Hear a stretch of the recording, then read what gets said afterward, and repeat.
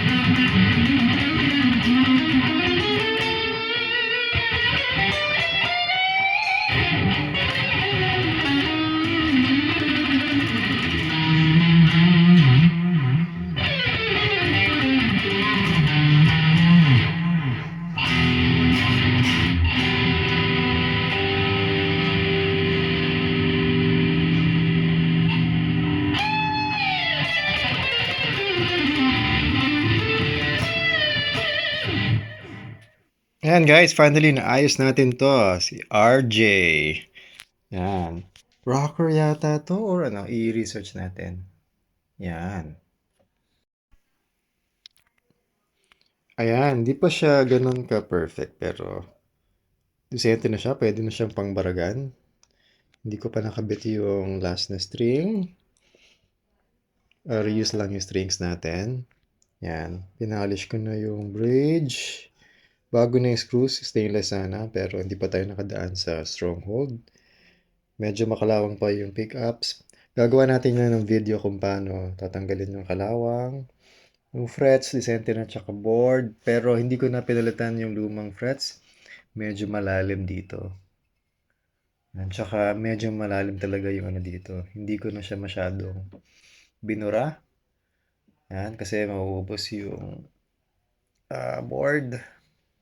Tapos, nilagyan ko siya ng lumang tuners. Galing sa RJ Shark. Pero hindi ko alam kung ano, legit yun sa RJ Shark. Yung pickups niya, binalik lang natin. Hindi pa natin na-polish. Tatanggalin natin yung mga kalawang. Meron tayong video kung paano malalaman yung output niya. And video natin yon.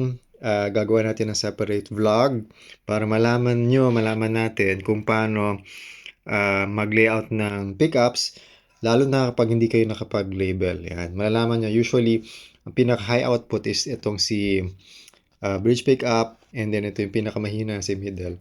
And then yung susunod is the neck. Yan. So, yun yung ginawa natin para dito. Sobrang like ko tong gitara na to kasi, ayan, Satriani yung shape. Yan, tsaka ang nipis. Manipis siya, oh. Yan. Hindi siya ganun kabigat. Ito yung likod nga pala. Ayan, yan yung ginawa natin. Yung plate niya, hindi niya plate to. Hindi ko makita yung original na plate. Pero plate to ng Fender eh. Yan. Hindi maganda yung kabilang side, so ginamit natin yung likod. Tapos, yan. Ito yung ginagawa natin sa trem, pagka ganito lang. Pinablock po natin kasi para mas masarap gamitin. Hindi siya nawawala sa tono. Yan. Tapos, pinalik lang natin to. Sorry, kasama na sa kulay yung claw, tsaka yung screw, hindi na naman natin siya ginagalaw.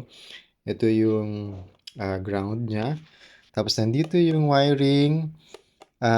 Sige, saka na lang natin ipakita. Yan. For now, check muna natin yung quick demo.